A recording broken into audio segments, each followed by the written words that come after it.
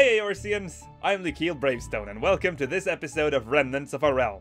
Before we start, let me just quick mention our ongoing Patreon campaign, where you can support our channel to help us make more content faster. Link is in the description.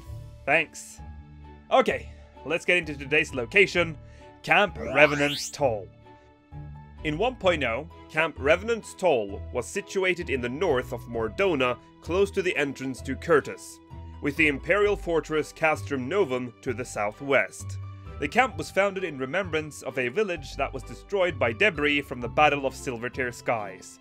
Okay, story time! For those of you that were unaware, in the year 1562, about 10 years before 1.0 begins, Mordona looked like this. Yes, this is Mordona pre-1562. All was well. Adventure's biggest worry was fighting off Morbles and yeah, I guess that was it, really. However, the Garlean Empire is thirsting for new land, and in an attempt to add another realm under Garlean rule, they pressed forward into Mordona. However, they had made a grave mistake. Mordona just so happened to have a guardian. Midgard's Ormer attacks the Imperial flagship, the Agrius. The Agrius soon crashes into the fragile ground of Mordona. During the impact, the cerulean tanks inside the Agrius ignited and exploded, killing Midgard's Ormer, and a wave of ceruleum and etheric energy engulfs the region. The sudden flow of ether erupting from the ground of Mordona caused massive crystals to form throughout the landscape, transforming Mordona into the desolate and bizarre landscape we know today. So that was the story of the Battle of Silvertear Skies. Well, the TLDR version, at least. Back to Revenant's Toll. The camp served as a safe haven for whoever was foolish enough to enter these hostile lands, and was of course equipped with an aetheroid crystal, as well as a vendor and mender. In the main scenario, Revenant's Toll played an important role when the Alamegan resistance attempted to steal an Imperial airship to be used for their cause to free Alamego. And yes, this was a thing even back in 1.0. Needless to say, it didn't go that well, but we were served with this amazing cutscene. Just watch this and enjoy.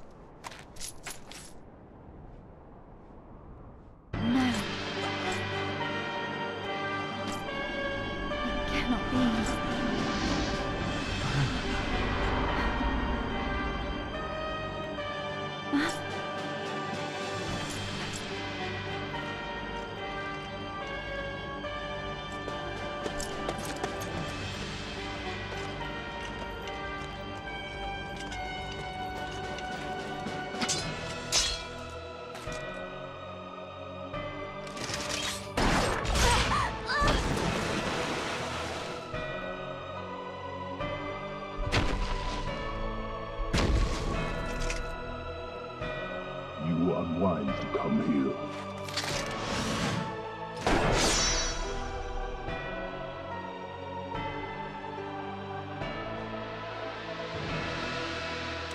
Impressive.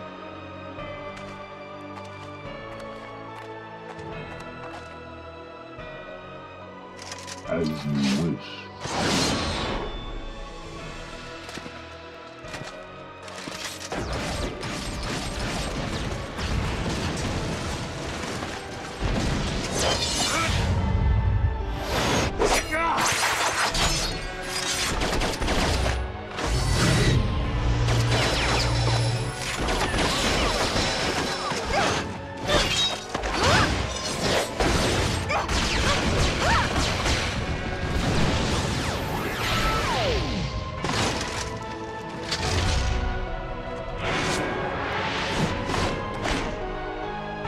Cloying stench of shadow lingers still.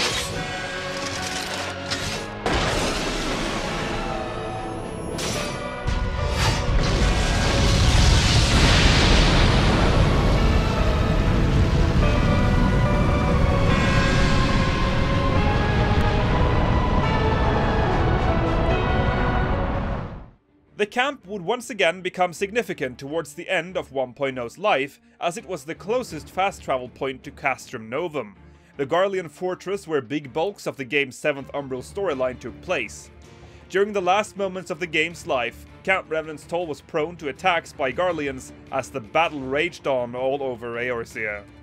When the calamity finally struck, the aetheryte at Camp Revenant's Toll became unstable, and became engulfed in a corrupted crystal formation that forced the camp to be abandoned.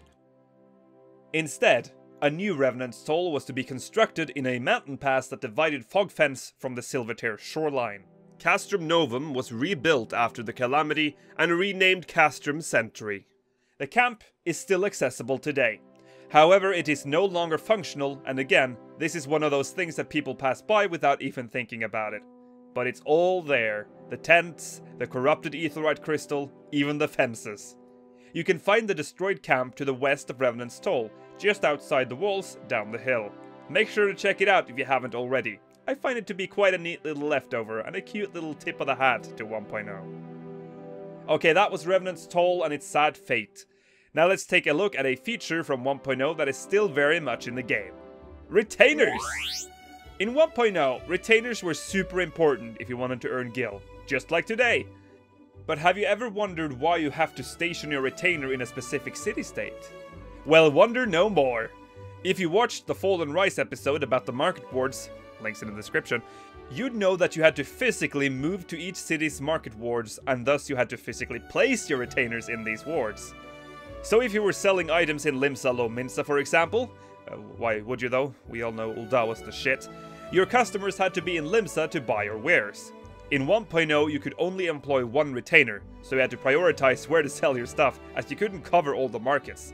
This was later increased to 2.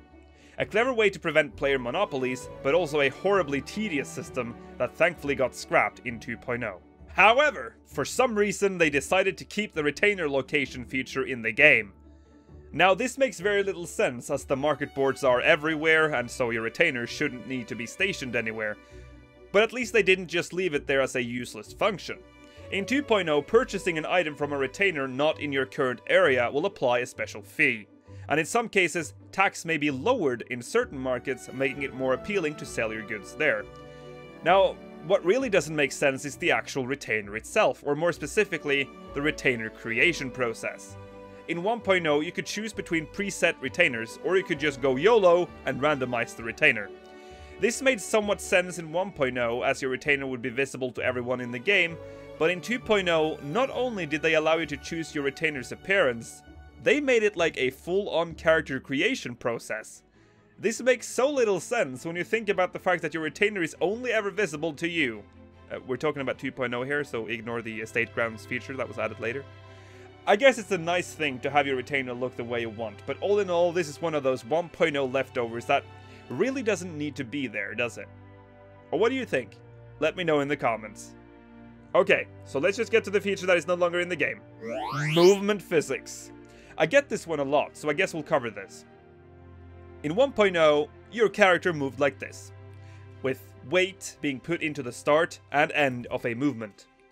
This was to promote the sense of realism mantra Tanaka had promoted for the initial release of 1.0. However, when you move in 2.0, your character seems to weigh next to nothing. Now, some people are really upset about this, as they enjoy the realism aspect of how the characters moved. Well, let me tell you about why the movement physics worked in 1.0, and why they don't work in 2.0. This. Yes. Now look at this comparison between the 1.0 Ifrit fight and the 2.0 Ifrit fight. In 1.0, most of the fights were done standing still. This was especially the case for casters. There were a few AoEs to dodge, and nothing really required fast motion. In 2.0, the game went from a calm battle system to a quicker, more intense battle system that required quick movement. With the 1.0 animations, the time it took to move from one direction to another was quite significant, and there was no way to speed up the process with a sprint action because, well, there was no sprint feature in 1.0, so this would not fly well in fights like Titan in 2.0.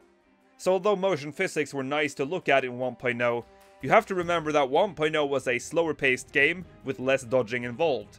It's okay to miss the movement physics, but we should also appreciate that the game's combat is more fast-paced and, frankly, more fun. And with those words, we end this week's episode of Remnants of a Realm. Thank you so much for watching, and I would like to thank all our Patreon donors. You are all beautiful bastards.